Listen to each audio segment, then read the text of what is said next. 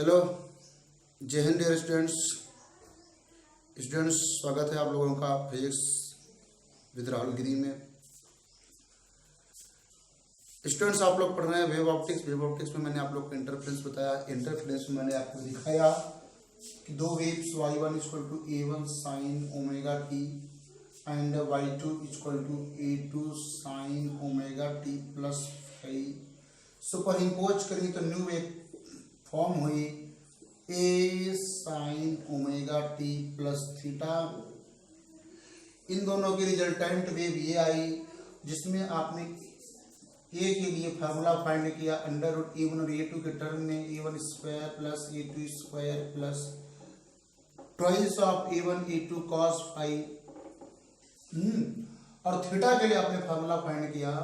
Theta के लिए tan theta equal to a2 sin theta upon a1 plus a2 cos theta.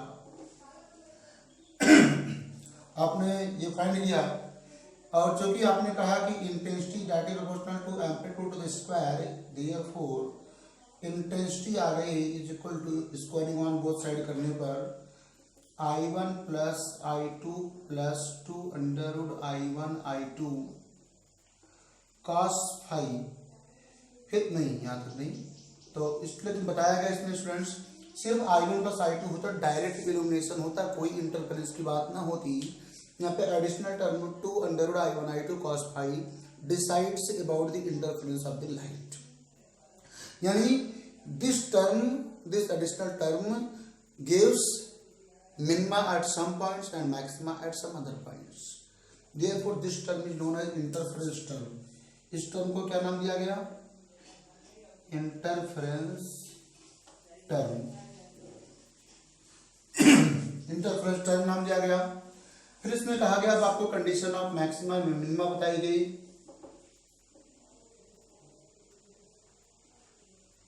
Maxima मतलब constructive interference कब कब होगा बताया गया कि जब cos फाइव की वैल्यू 1 होगी, जिसमें फाइव की वैल्यू आपने phi N equal to 2n pi यानी even integral multiple of pi मिलेगा।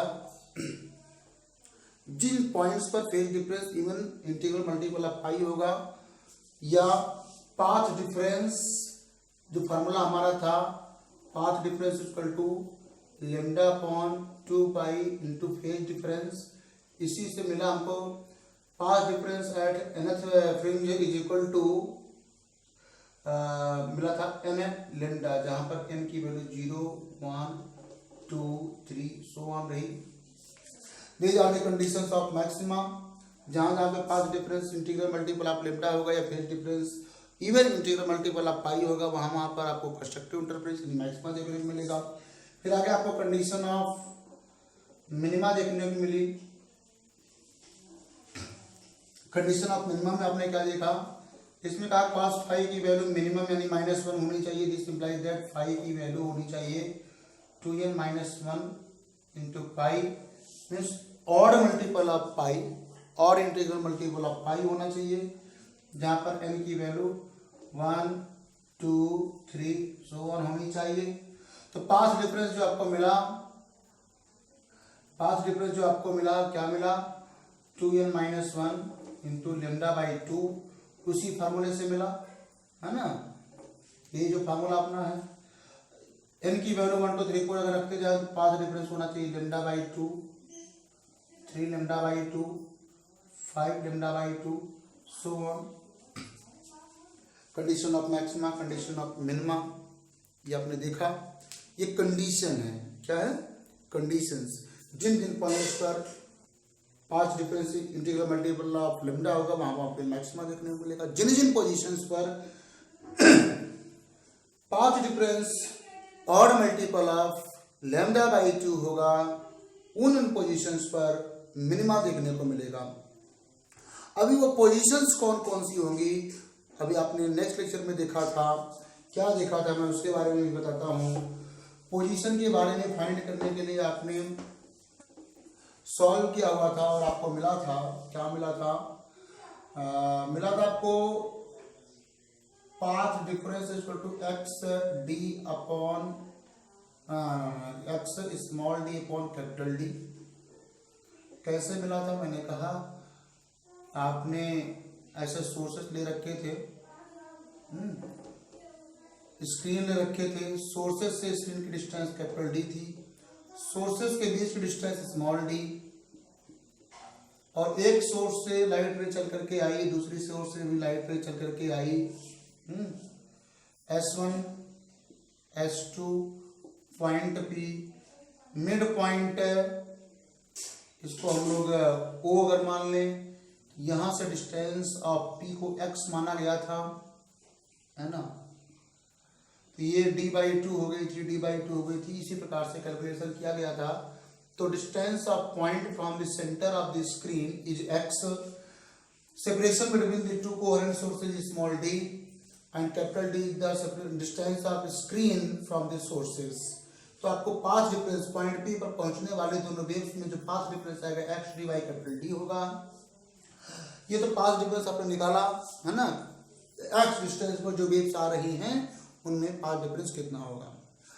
अब ये पॉइंट कहीं भी हो सकता है, x की वैल्यू कुछ भी हो सकती है, पर वो x की कौन कौन सी वैल्यूज होंगी जहां पे मैक्सिमा मिलेगा, x की कौन कौन सी वैल्यूज होंगी जहां पे मिनिमा मिलेगा। तो इसके लिए आपको for constructive interference for maxima p equal to होना चाहिए n lambda, this implies that n lambda is equal to x d by capital D, या कि इधर मल्टीप्लाई डिवाइड हो जाएगा x equal to n d lambda by small d। क्या हो गया? बोले ये आपने मैक्सिमा की कंडीशन लेके सॉल्व किया, यानी x की जो वैल्यूज आई हैं, n की वैल्यू आप 0 1 2 3 सो ऑन पुट करते जाइए, तो आपको जो x की जो वैल्यूज मिलेंगी उन वैल्यूज पर मैक्सिमा देखने को मिलेगा, d lambda by small d, d 2d lambda by small d, 3d lambda by small d, so on. In position पर आपको मैक्सिमा देखने को मिलेगा। क्या देखने को मिलेगा? मैक्सिमा। अब ये एक कंडीशन फाइंड किया होता है यहाँ पर पोजीशंस आपको फाइंड करके बताया गया है ना। तो स्टूडेंट्स मुझे लगता है ये बात आपको क्लियर हो रही होगी, एक बार रिवाइज करवाना बड़ा जरूरी था, समराइज में आपके सामने रखना बहुत जरूरी है, क्योंकि इसमें आप लोग कंफ्यूज बहुत होते हैं। क्योंकि एक बात होती है कंडीशन और एक होती है पोजीशन, है ना। अब दोनों मैक्सिमा के लिए चीजें हैं, तो आप कंफ्यूज होते हैं कि कौन सी कंडीशन है कौन सी पोजीशन है, तो कंफ्यूज ना हो इसलिए मैंने रिवीजन करवाया। ऐसे ही पोजीशन ऑफ मिनिमा फाइंड करना है, पोजीशन ऑफ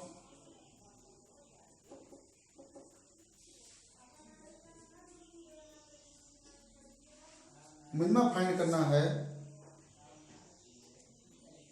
तो मिनिमा के लिए स्टूडेंट्स क्या होता है?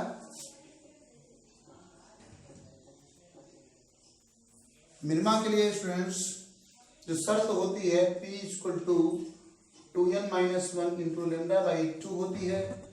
इस तरीके से स्टूडेंट्स आप लिखोगे, यहां से देखिए x d by capital D equal to 2n minus 1 into lambda by 2 कर देंगे आप, और सॉल्व करेंगे तो x इक्वल टू आ जाएगा 2n minus 1 into capital D lambda upon 2 small d।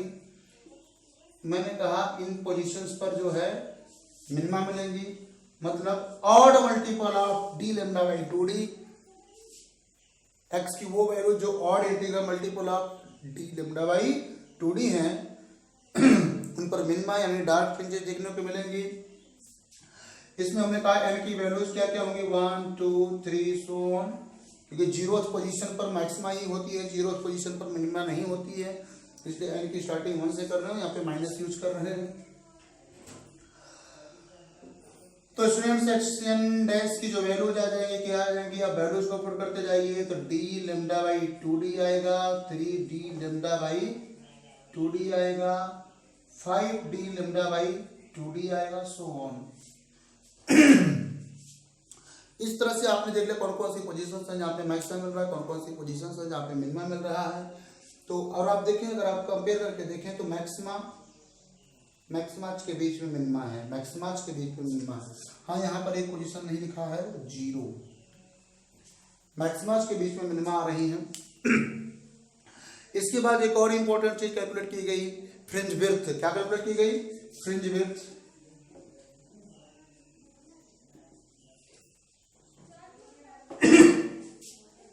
तो स्टूडेंट्स जरा विचार कीजिए, फ्रिंज विड्थ के बारे में क्या बताया गया था?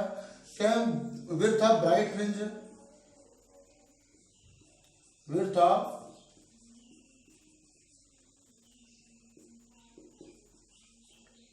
ब्राइट फ्रिंज आपको बताई गई separation between two successive dark fringes, two successive dark fringes means nth dark fringe की position minus n minus वनथ dark fringe, dash लगा दिया मतलब डार्क फ्रिंज की पोजीशन है। Separation between two successive dark fringes है ना। तो क्या आएगा यहाँ पे? मैंने बताया कि भैया ये तो 2n माइनस वन इंटू क्या रखा गया था वैल्यू को? 2n minus one D lambda upon 2d minus यहाँ पे 2 ब्रैकेट में n माइनस वन, n की जगह पे minus one D lambda by 2d, D lambda by 2d को कॉमन कर लिया गया था। 2n minus one minus 2n plus 2n plus minus minus plus ही आगे माइनस कर देगा तो minus 1 into D lambda by 2d। इस तरह से ये 2n कैंसिल हो गया है ना, यहाँ पे 2n ये 2 है और माइनस 2 ये वाला माइनस आके प्लस कर दिया, ठीक है। और सॉरी ये वाला माइनस आके इसको भी प्लस करेगा, हाँ ठीक। माइनस 1 प्लस 1 जीरो हो जाएगा, 2 बचेगा यानी आएगा 2 इंटू 2 लेमडा बाई 2d, 2 से cancel, D lambda by small D आया था। इस तरह से फ्रिंज विड्थ, ब्राइट फ्रिंज की विड्थ आपने D lambda by D find किया, जो कि आपने देखा क्या इसमें n नहीं है, it is independent of n। Means कोई भी ब्राइट फ्रिंज हो सबकी विड्थ यही आने वाली है। Means all the bright fringes are of equal width D lambda by small D, same width की सारी ब्राइट फ्रिंजेस हैं। नेक्स्ट में देखिए भैया fringe width of dark fringe. Dark fringe की जो है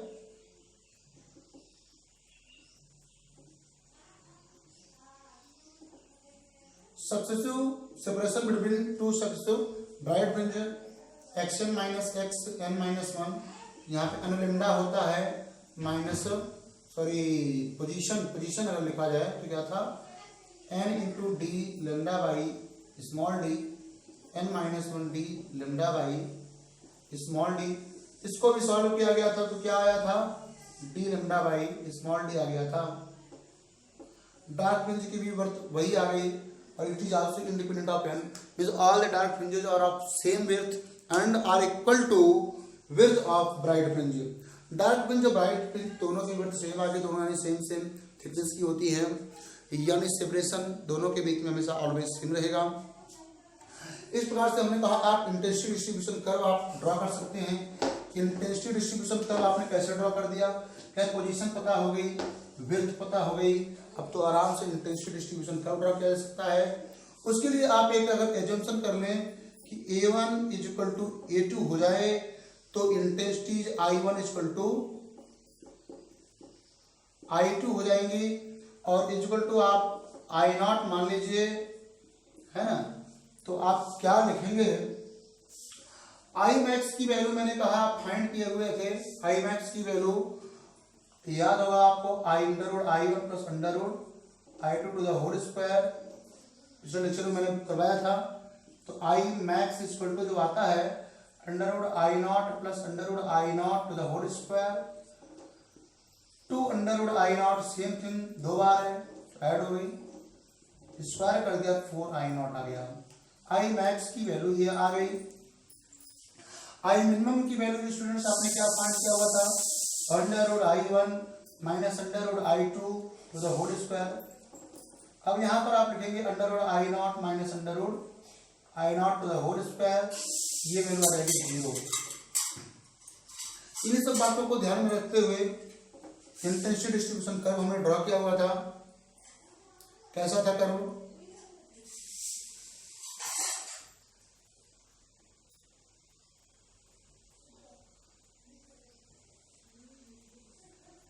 कर्व में एक ही बात दिखाने की कोशिश की जानी है कि फ्रिंजेस की विड्थ सेम है और वो अल्टरनेट है। एक बार ब्राइट फ्रिंज है, दूसरी बार डार्क फ्रिंज है। उसमें दिखाने की कोशिश की गई थी ये ब्राइट फ्रिंज, ये इंटेंसिटी इधर है, इंटेंसिटी मैक्सिमम, मैक्सिमम यानी 4I0, मिनिमम यानी 0। डार्क फ्रिंज की, फर्स्ट डार्क फ्रिंज की पोजीशन ये क्या है, फर्स्ट डार्क है, मैंने लिखा था फर्स्ट डार्क, ये फर्स्ट ब्राइट और ये सेकंड डार्क, ये सेकंड ब्राइट, ऐसे ऐसे पोजीशन बताई गई थी आप लोगों को।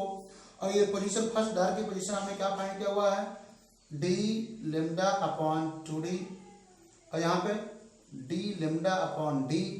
सेकंड डार्क की जो पोजीशन आपने फाइंड किया हुआ है 3d लेमडा बाई 2d, और यहाँ पे आपने फाइंड किया हुआ 2d lambda by small d, 5d lambda by 2d। इस तरीके से स्टूडेंट्स मैंने आप लोग को इस तरीके से बॉक्सेस बना के दिखाए हुए थे कि ये देखिए ब्राइट फ्रिंज, अगर ये बॉक्स ब्राइट फ्रिंज को रिप्रेजेंट कर रहा है ना, थोड़ा सा इसको और हल्का करना पड़ेगा, मतलब कम करना पड़ेगा, ये देखिए, ताकि ब्राइट फ्रिंजेस और डार्क फ्रिंजेस की विड्थ सेम दिखाई दे।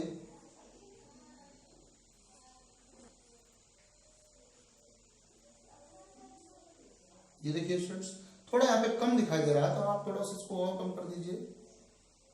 हाँ, आप देखिए लगभग नियर अबाउट सेम दिखाई दे रही है। तो ये ब्राइट फ्रिंजेस और डार्क फ्रिंजेस अल्टरनेट क्रम में हैं और इनकी विड्थ भी सेम होनी चाहिए, यही दिखाने की कोशिश की जा रही है।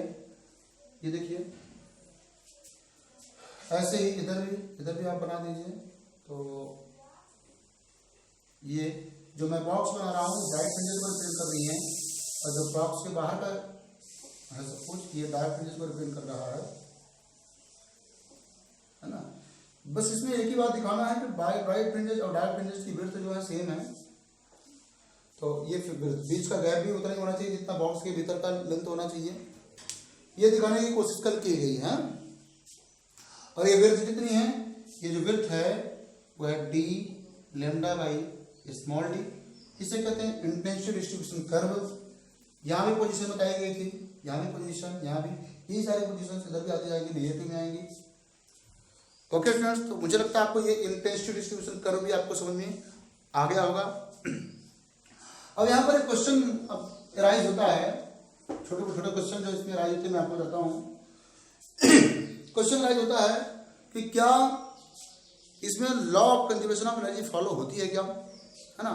Is law of conservation of energy is valid, interference is the law of conservation of energy is valid in interference. क्या सर ये क्वेश्चन क्यों राइज हुआ, क्वेश्चन राइज होने की वजह क्या है। तो क्वेश्चन राइज होने की वजह ये है, कहें सर ऐसा है कि कहीं कहीं पे ब्राइट फ्रिंजेस मिल रही है, कहीं पर डार्क फ्रिंजेस मिल रही हैं। तो जहां पे ब्राइट फ्रिंज मिल रही है वहां तो ठीक है, दो लाइट आई सुपर इम्पोज की तो ब्राइट फ्रिंज मिलना स्वाभाविक सी बात है ना, मिलना चाहिए। लेकिन जहाँ पे डार्क मिली वहां पे एनर्जी क्या हुई, लाइट में जो एनर्जी थी दो वेव सुपर इम्पोज वो क्या गायब हो गई, एनर्जी डिसअपीयर हो गई। तो इस बात का आंसर देने के लिए हम ये प्रूव करने चल रहे हैं कि law of conservation of energy यहाँ पे फॉलो हो रही है कि नहीं हो रही है ना। भाई अगर एनर्जी फॉलो हो रही है तो वहाँ पे एनर्जी होनी चाहिए, और है तो दिखाई क्यों नहीं दे रही, तो ब्राइट फ्रिंज होनी चाहिए। ये देखते हैं कि ऐसा क्यों है कि एनर्जी की क्या कंडीशन वहाँ पर है। तो स्टूडेंट्स देखते हैं, आइए जरा मैक्सिमम मिनिमम इंटेंसिटी की बात करते हैं। जो मैक्सिमम इंटेंसिटी होती है that is proportional to A1 plus A2 to the whole square. अभी under I1 under I2 to the whole square होती है ना, तो अंडर I1 मतलब A1 K1 K2 K constant है, बाहर छोड़ दिए। ऐसे ही जो मिनिमम इंटेंसिटी होती है, ये फालतू की चीजों को मैं इरेज करता हूँ।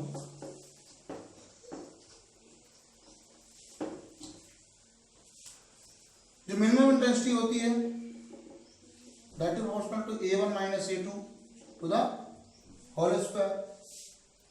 बट जो एवरेज इंटेंसिटी आएगी will be equal to I max plus I minimum upon 2. Maximum minimum का सम अपॉन 2 कर देते हैं, एवरेज इंटेंसिटी मिलती है। And this will be directly proportional to, देखिए मैक्सिमम की जगह पे ये लिख सकते हैं a1 plus a2 to the whole square plus a1 minus a2 to the whole square whole upon 2। I average की जो वैल्यू आने जा रही है a1 square plus a2 square plus 2a1 a2 a plus b to the whole square फॉर्मूले से तोड़ दिया। अब इसको a minus b to the whole square फॉर्मूले से तोड़िए आप, हाँ, minus 2a1 a2 whole upon 2। I average देखिए स्टूडेंट्स, ये same thing, opposite sign cancel, a1 square plus a1 square 2a1 square plus 2a2 square whole upon 2, 2 common कर लिया, a1 square plus a2 square upon 2, 2 से cancel हो गया। I average is directly proportional to, equal to नहीं लिखेंगे, proportional to लिखेंगे, क्योंकि यहाँ पे कांस्टेंट हम नहीं यूज कर रहे हैं। तो आ गया a1 plus a2, a1 square plus a2 square.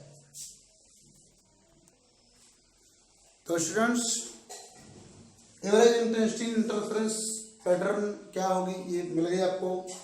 माना कि इंटरफेरेंस नहीं हो रहा है तब क्या होगा, है ना, when no interference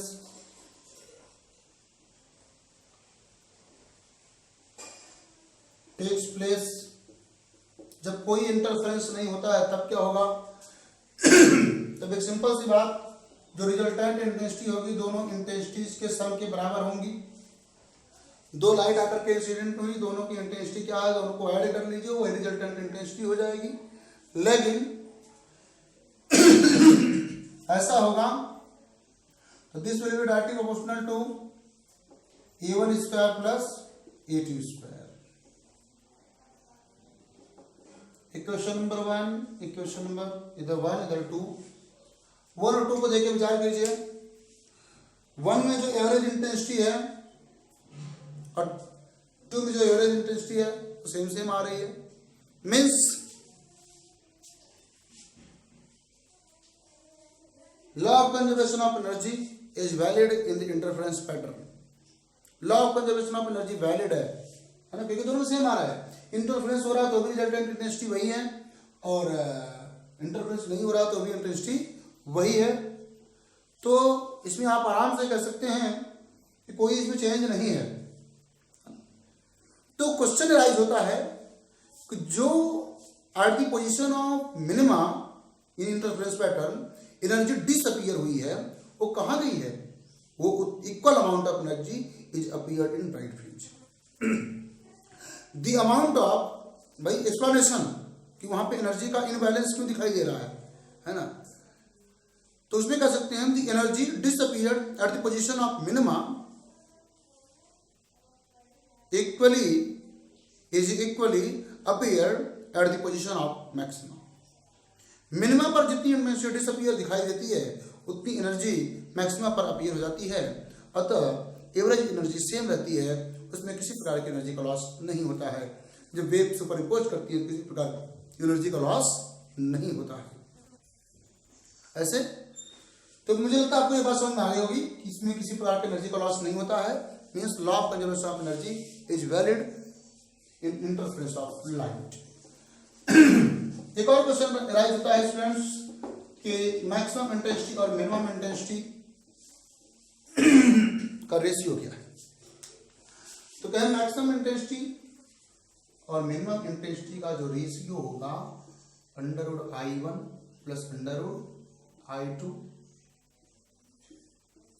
to the whole square upon √I1 minus √I2 to the whole square होगा। आप इसी को और लिख सकते हैं एम्पलीट्यूड के टर्म में A1 plus A2 to the whole square upon A1 minus A2 to the whole square. Students यहाँ पे I1 की जगह पे के A1 स्क्वायर लिखा जाएगा I2 की जगह पे KA2 स्क्वायर लिखा जाएगा, है ना। तो स्क्वायर से स्क्वायर रूट गायब हो जाएगा, अंदर रूट के बाहर आएगा स्क्वायर, उसको बाहर स्क्वायर के कर देगा, यहाँ भी के यहाँ भी के कैंसिल हो जाएगा। तो ओवरऑल सिर्फ हमें क्या लिखना है, a1 plus a2 to the whole square upon a1 minus a2 to the whole square. अगर नहीं समझ रहे मैं पूरा लेकर दिखा देता हूं आपको कि अंडर रूट a1 इसकी जगह पर i1 की जगह पे क्या लिखा जाएगा, के a1 स्क्वायर ये होल अंडर रूट है प्लस अंडर रूट के a2 square to the whole square upon under root के a1 स्क्वायर का under root minus under root के a2 square to the whole square. Oh sorry यहाँ पे दो बार under root लग गया। देखिए यहाँ पे अंडर रूट के कॉमन हो जाएगा दोनों में, अंडर रूट के होल स्क्वायर के बाहर आएगा, अंदर बचेगा a1 स्क्वायर का रूट से बाहर आएगा तो a1 बचेगा plus a2 to the whole square upon के यहाँ से भी बाहर आ जाएगा a1 minus a2 to the whole square, के कैसे कैंसिल होगा, a1 plus a2 to the whole square upon a1 minus a2 to the whole square, ये आपको मिल जाएगा। एक काम करते हैं स्टूडेंट्स, न्यूमरेटर और डिनोमिनेटर में a2 से डिवाइड करते हैं, a2 से डिवाइड करते हैं तो क्या आएगा स्टूडेंट्स, यहाँ पे देखिए, और we can write i maximum upon i minimum equal to, यहाँ पे देखिए a1 by a2 plus 1 upon a1 by a2 minus 1 to the whole square. इसको लिखते हैं r plus 1 to the whole square upon r minus 1 to the whole square, है ना। Means i max upon i minimum equal to आ गया r plus 1 upon r minus 1 to the whole square is equal to under root i1 plus under root i2 upon under root i1 minus under root i2 to the whole square is equal to a1 plus a2 upon a1 minus a2 to the whole square, where r is equal to a1 by a2। ध्यान से देखिए a1 by a2 की जगह पे r लिखा गया है, r is equal to a1 by a2 is equal to, ध्यान से देखिए, is equal to i1 upon i2 under root i1 upon i2, because you know इसको स्क्वायर करते हैं तो बाई में लिखा जाएगा, अगर बाई से नॉर्मली तो उसको अंडर रूट में लिखते हैं। यहाँ पे देखिए अंडर रूट i2 से डिवाइड करेंगे न्यूमरेटर डिनोमिनेटर तो अंडर रूट i1 पर अंडर रूट i2 आएगा, उसकी जगह पे r लिखा जाएगा, कोई दिक्कत नहीं। तो under root i1 upon under root i2 का स्क्वायर रूट, इसी को लिखा जा सकता है under root w1 upon w2। आप कहेंगे सर ये नया टर्म w1 w2 क्या है, तो जो दो कोवेलेंट सोर्सेस है उनकी विड्थ है। Intensity of light is directly proportional to width of the slit.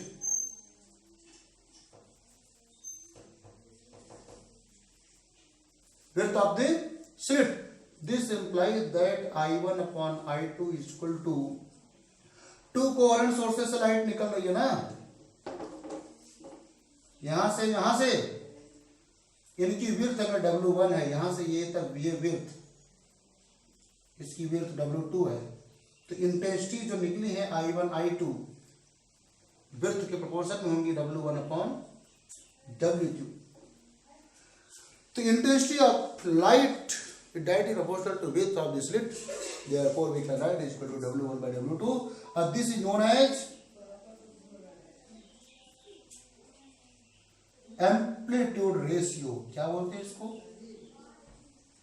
Amplitude ratio बोलते हैं इसको। तो स्टूडेंट्स इस तरह से आर को एम्पलीट्यूड रेशियो बोलते हैं।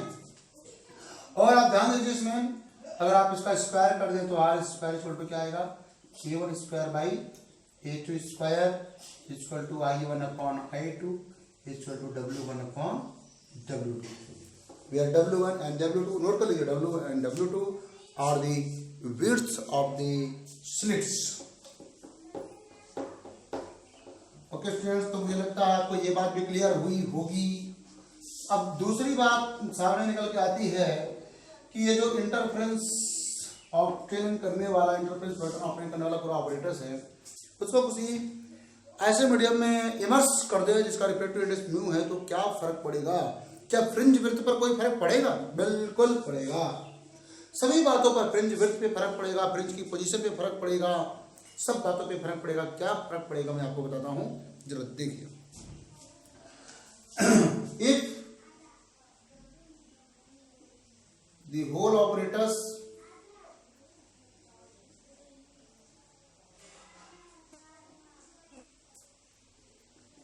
is immersed in a liquid of refractive index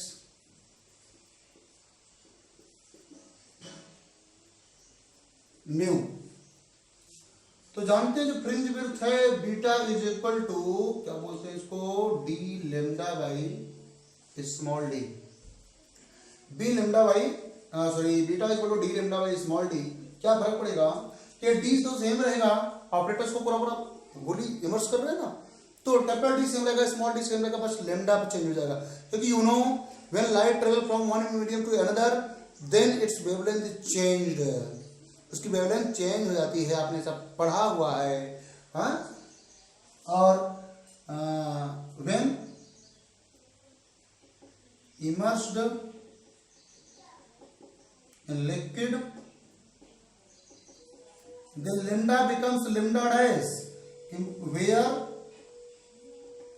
lambda dash is equal to lambda by mu, lambda by mu, where lambda is the wavelength of the light used in air or vacuum। तो भैया यहाँ पे क्या हो जाएगा, आपको मैंने वहां पे पढ़ाया होता ना, mu equal to lambda upon lambda dash, wavelength in vacuum upon wavelength in medium equal to refractive index of the light, तो sorry refractive index of the medium. तो इस तरीके से लेमडा डैश यानी यहाँ पर फ्रिंज विड्थ हो जाएगी beta equal to D lambda dash upon D, और प्रीवियस वाले के केस में अगर देखना चाहें तो D lambda upon mu D, बस लेमडा डैश की जगह पे लेमडा अपॉन म्यू रख दिया गया। म्यू से अगर देखा जाए तो बीटा अपॉन म्यू, उसकी fringe width 1 upon mu times हो जाएगी। अब फ्रिंज विड्थ बदल जाएगा तो पोजीशन ऑफ मैक्सिमम मिनिमम सब बदल जाएगा। इसमें अक्सर ऐसा क्वेश्चन मिलता है, वो कौन सी सेंटर से वो कौन सी मिनिमम पोजीशन मिनिमम डिस्टेंस होगी जहां पर समझिए, सेंटर से कौन सी मिनिमम डिस्टेंस होगी जहां पर ब्राइट फ्रिंजेस, मिनिमम डिस्टेंस कौन सी होगी जहां पर ब्राइट फ्रिंजेस कोइंसाइड करेंगी मतलब पुराने वाले पैटर्न की ब्राइट फ्रिंज पर नए वाले पैटर्न की ब्राइट फ्रिंज पड़ेगी। क्यों? क्योंकि दोनों की विड्थ अलग अलग है, एक की ब्राइट फ्रिंज इतनी मोटी, दूसरे की इतनी, बीच में गैप, वहां पे डार्क आ जा रही है, तो कंप्लीटली ब्राइट पर नहीं जा रही है ना, कंप्लीटली ब्राइट पर नहीं जा रही है। लेकिन यही इनके बीच में जो गैप है वो लगातार जैसे जैसे आगे बढ़ता जाएगा, एक सिचुएशन ऐसी आएगी कि न्यू पैटर्न की ब्राइट फ्रिंज ओल्ड पैटर्न की ब्राइट फ्रिंज पे जाके कंप्लीटली इंसिडेंट होगी, है ना।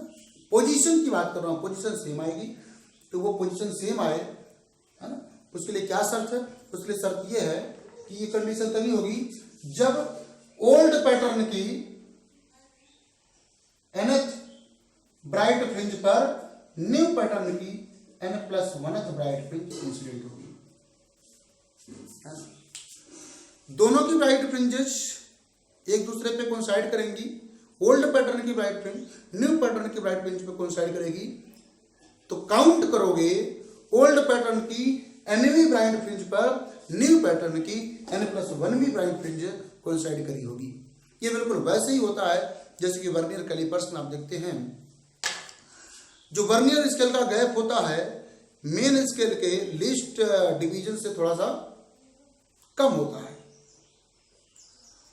तो इसी प्रकार से आप उसको देखते जाते हैं, तो वर्नियर का जो 10वां डिवीजन है, 10वीं line 10th line main scale के 9th लाइन से मैच कर जाती है। Means nth division is equal to n+1 division. वैसे ही यहां पर भी है। ओके स्टूडेंट्स, तो मुझे लगता है आपको ये बात क्लियर हो गई होगी कि भाई पूरा का पूरा ऑपरेटर्स अगर हम इमर्स कर देंगे लिक्विड में तो क्या होगा। हाँ ओके। ऐसे स्टूडेंट्स नेक्स्ट बात ये आती है कि अगर इनके पाथ में कोई थिन स्लिट रख दी जाए तो क्या होगा। ये मान लीजिए सेंटर ओ है, यहां पे मैक्सिमा बना हुआ है,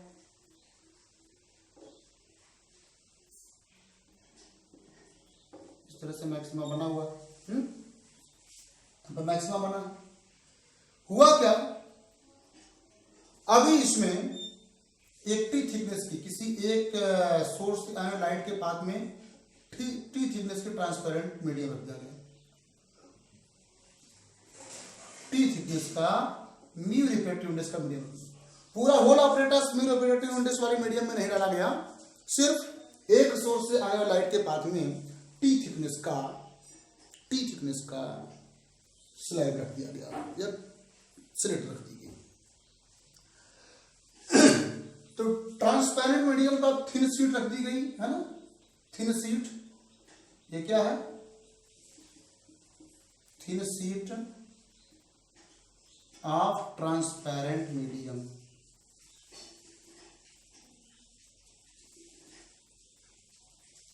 तो स्टूडेंट्स जरा विचार कीजिए इस पर। थिन शीट रख दी गई, मीडियम में ट्रेवल डिस्टेंस जो होती है वैक्यूम में ट्रेवल डिस्टेंस के कंपेरिजन में थोड़ी ज्यादा होती है। कैसे, तो इसकी वजह से थोड़ा सा एक्स्ट्रा पाथ डिफरेंस आएगा। क्या आएगा, एक्स्ट्रा पाथ डिफरेंस है ना, इज प्लेस्ड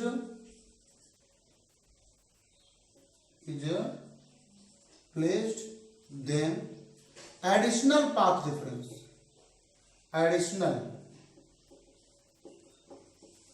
path difference क्या आएगा स्टूडेंट जरा बताइए। एडिशनल जो पाथ डिफरेंस आएगा डेल्टा पी इक्वल टू आएगा कितना आएगा भैया,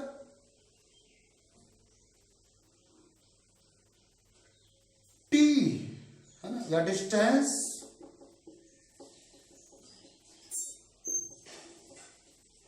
travel in medium minus distance travel in air. Distance travel in medium, distance travel in air. जरा विचार कीजिए, दो लाइट जा रही हैं, एक तो एयर में जा रही है टी डिस्टेंस ट्रेवल की, और दूसरी लाइट किसी मीडियम में ट्रेवल की टी डिस्टेंस ट्रेवल की दूसरी लाइट।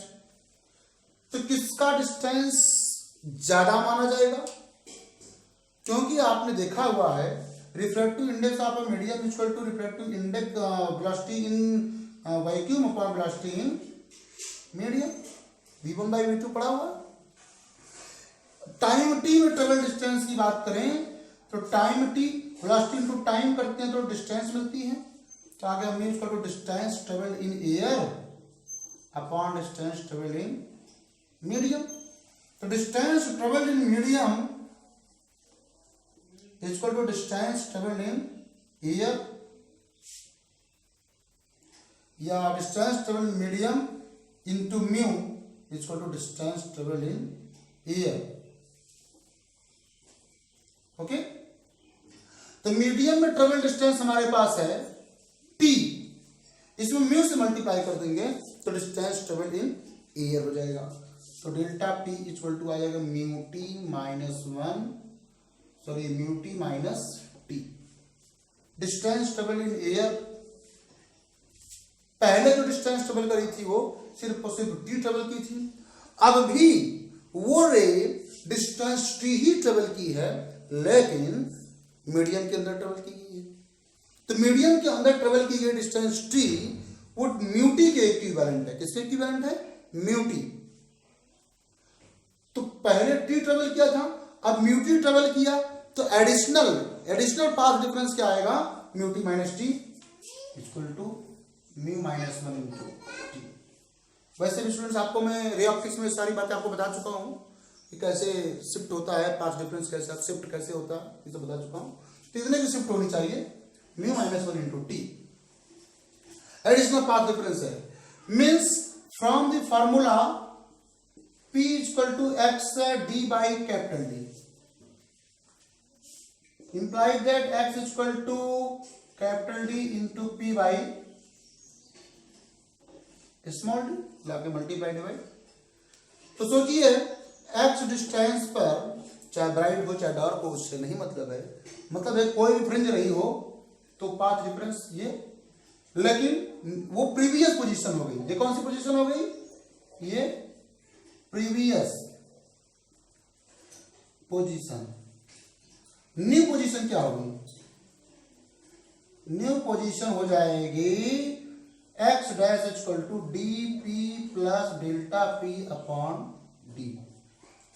क्यों स्टूडेंट्स सोचिए, अब पाथ डिफरेंस पहले पी था, अब सीट रख देने की वजह से और पी प्लस डेल्टा पी हो जाएगा।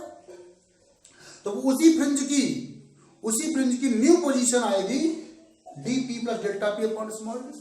तो शिफ्ट कितना होगा? शिफ्ट होगा delta x equal to x dash minus x equal to D P plus delta P upon small D minus D P by small D. Common कर लें D by small D को, P plus delta P minus P equal to D by small D into delta P. तो students क्या आ रहा है? आ रहा है shift जो आ रही है delta x is equal to capital D by small D delta P. जरा थिंक कीजिए, डेल्टा पी की वैल्यू हमने जो फाइंड किया हुआ है mu minus one into T, और डी बाई डी की जगह पे क्या ले सकते हैं?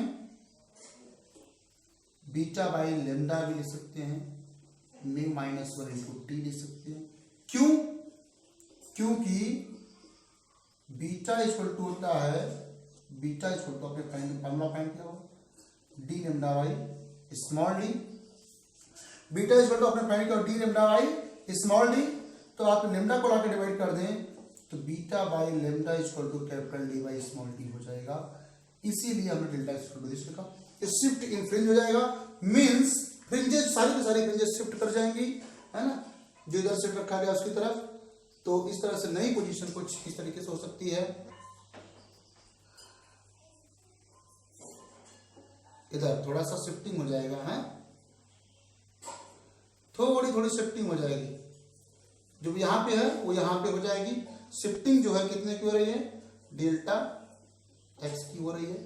तो शिफ्ट वाला मैं फिगर दूसरा बना के आपको और दिखा दूं अच्छी तरीके से, जैसे मैं आपको दिखाने की कोशिश करूं कि शिफ्ट जो हो रही कैसे होगी। ये देखिए, माना कि ये दो वेव आकर के यहां पे मिल रही थी, यहां पे ब्राइट फ्रिंज बन रही थी,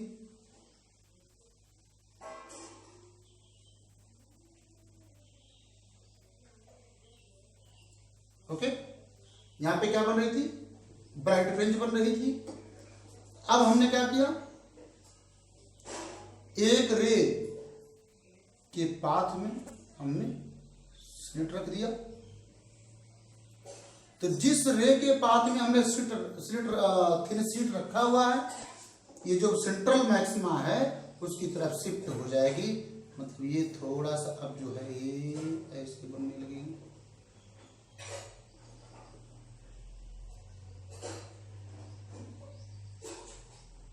ओके स्टूडेंट्स, ये जो यहां पे थी पॉइंट पी, अगर मैं मानूं इसको पॉइंट पी यहां आ गया है। ये जो शिफ्ट हुआ है डेल्टा एक्स का हुआ है, वही अगर इसके पाथ में रखा जाए, ध्यान दीजिए,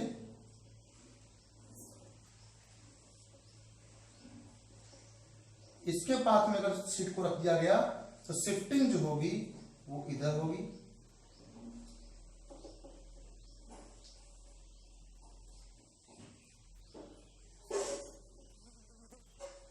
ये देखिए, पहले पोजीशन ये थी, अब पोजीशन ये हो गई डेल्टा एक्स की शिफ्टिंग हो गई। तो जिस तरफ सीट रखी जाएगी फ्रिंजेस उसी तरफ शिफ्ट हो जाएंगी। ओके स्टूडेंट्स, तो शिफ्टिंग ऑफ पोजीशन भी मैंने आप लोग को बता दिया। अभी इंटरफेरेंस में थोड़ी बहुत चीज़ें बाकी हैं जो कि नेक्स्ट लेक्चर में आप लोग को बतलाऊंगा, और थोड़ा सा रिवीजन भी आज करवाया है। तो देखिएगा, जो बात समझ में आई ठीक है, जो नहीं समझ में आई है बताइएगा, कोई प्रॉब्लम हो तो बताइएगा। ओके स्टूडेंट्स, थैंक यू, जय हिंद।